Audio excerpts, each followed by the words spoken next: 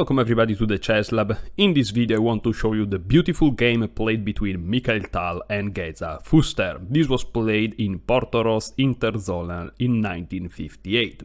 So without further ado, let's look at this beautiful game that really uncovers some very nice surprises for us.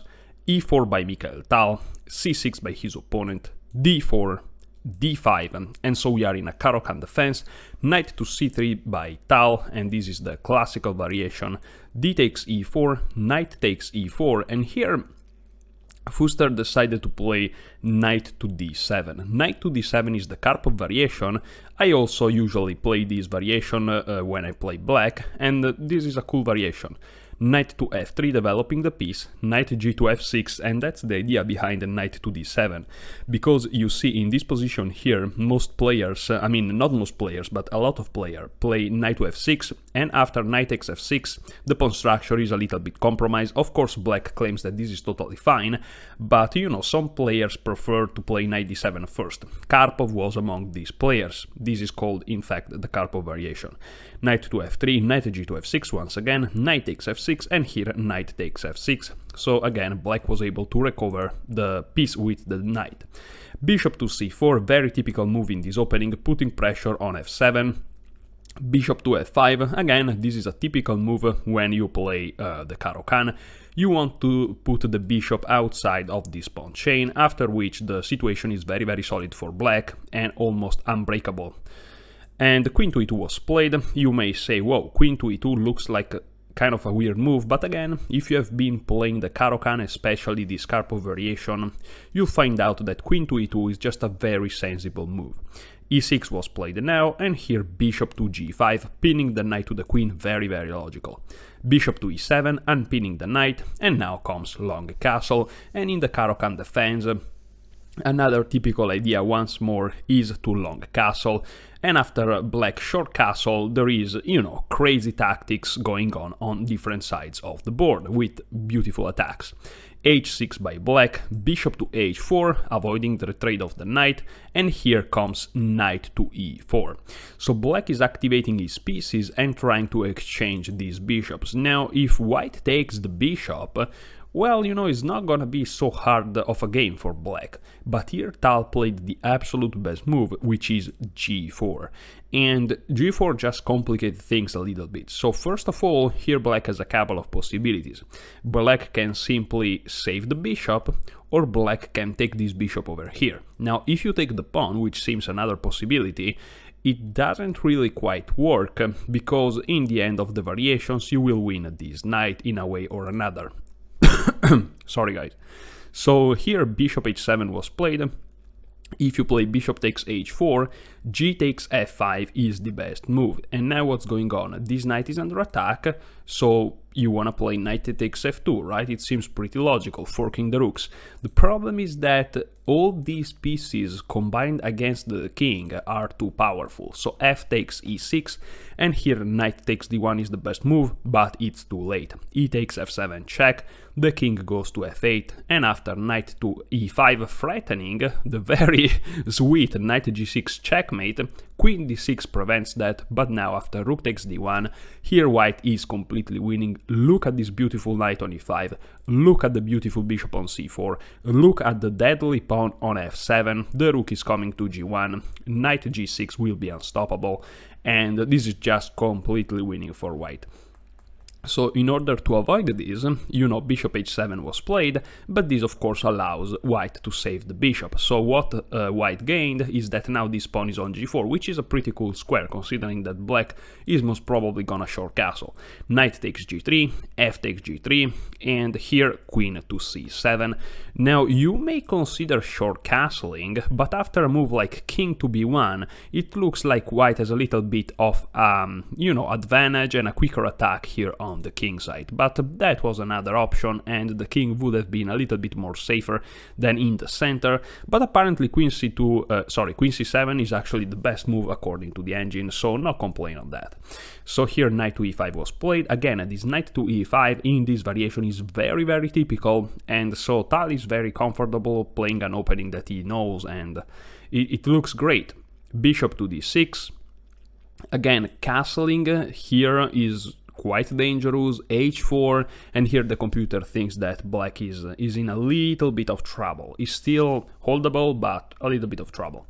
So instead bishop to d6, trying to remove this very strong knight from e5, and here followed h4. And here black played a move that, I mean, it's quite bad. He played f6, which is just a blunder. The problem is, if you play short castle, you know, because here it's hard to find an alternative. Again, if you play short castle, knight takes f7, that's the best move. And you may say, whoa, knight takes f7, this is a ridiculous move. Well, again, it's kind of typical in the Karpov variation, especially when the knight is on g5. There is a variation in the beginning that you can choose, and when there is a lot of pressure on these two pawns, knight takes f7 is a typical idea.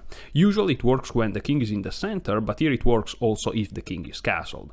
And here, for example, rook takes f7 may be played. If you take with a king, it's mate on the spot. If you take with a queen, you lose the queen, so rook takes f7, but now queen takes e6. And here the best move objectively is king to f8, after which the position for black is just awful. The computer is also suggesting b5, but again, there is a lot of pressure over here. But let's say that you play the human move rook a to f8, well, here you lose on the spot. Rook h to f1, and here what do? Let's say that you play b5, bishop b3. Let's say that you play a5, you take. But okay, you may say it's not a big deal, and you take back, right? The problem in taking with a queen is that you just hang the bishop plus your queen, and then is lost. So rook takes f7, but now rook f1, and you see the problem here. You are just lost. Let's say that you play a4, check, the bishop covers, you take, attacking the queen takes, because otherwise there are discoveries. There is checkmate on f8, so the queen may take, but now check, the king moves, check, the bishop moves, and queen takes g8 is checkmate. I mean, this variation is really brutal in the end. Black lost all of the pieces, so that's pretty awful. So, you know, let's go back to the game. Insane variation, but that's quite cool. f6 was played in the game, and the problem is that here follows a beautiful, beautiful move. Feel free to stop the video and try to find the best move for white in this situation, while I give you a couple of seconds.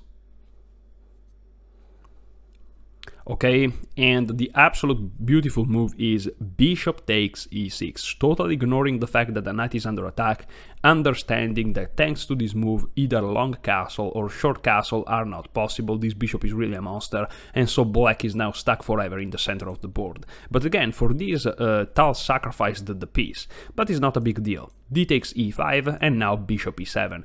The problem in opening up the position is that it's very dangerous. Bishop d7 check may follow, and here let's say king to f8, but after king to f8, rook h to f1 check. And here, you know, the best move is king to e7, after which, like, it's a pretty hard situation. Queen c4 the computer is suggesting, and you are infiltrating in a way or another, for sure. So here king to g8 may be considered, which seems a little bit more human, but queen c4 is mate on the spot, actually. It's pretty crazy, like Tal really created a beautiful position for himself. So bishop to e7 was played, and now rook h to f1, and there are many different threats. Check, check, infiltration over here, queen to c4, queen to f3, like, it's pretty crazy. So rook f8 was played, and here rook takes f8, bishop takes f8. Of course, taking with a king is not really good because of queen f2. And here the absolute move is bishop f6, after which, I mean, white gains the material back, plus he's attacking very strongly. So king e8, but queen f7 is checkmate. So, you know, this is completely lost for black. Bishop takes f8 was played because of these reasons, but now queen to f3, very precise move, threatening rook to d7, after which queen f7 checkmate is unstoppable. You will have to give up the queen, but then it's pretty sad. So queen to e7, and here, if you play rook to d7 now, it doesn't work, because of queen takes e6 and everything is covered, right? And here, of course, black is completely winning.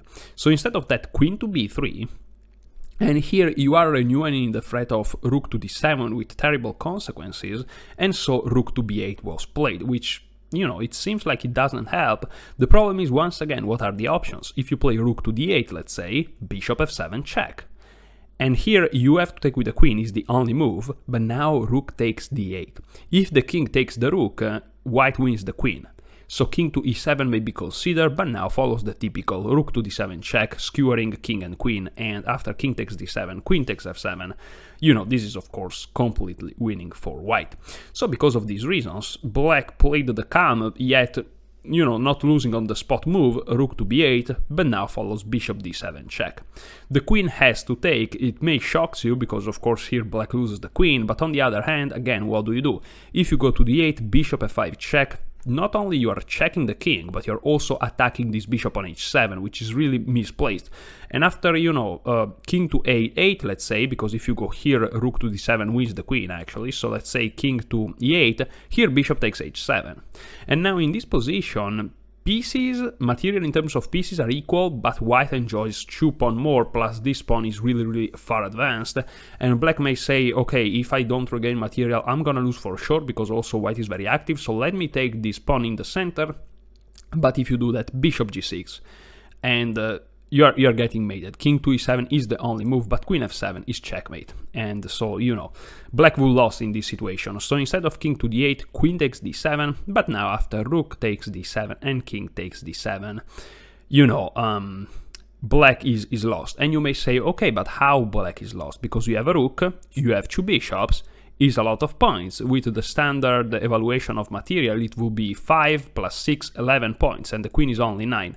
Now, let's imagine that the pawns are not there, right? But there are some pawns there, and especially this pawn, together with the queen and the exposed king, allows white to a final combination. And the combination is queen f7 check, and here the problem is that this king cannot go back, otherwise this bishop is lost. So here the fourth move is bishop e7, this is forced, and now comes e6. And here again, if you move away from this bishop, you lose the game, so king to d8 was played, and by the way, if you play king to d6, that's nice, but unfortunately queen f4 wins the rook, which is pretty sad, as you can see here, and this is of course completely winning for white. So instead of that king to d8, again, it's forced, but now queen takes g7, and after queen takes g7, black resigned the game, and Tal won in 27 moves this absolutely beautiful game.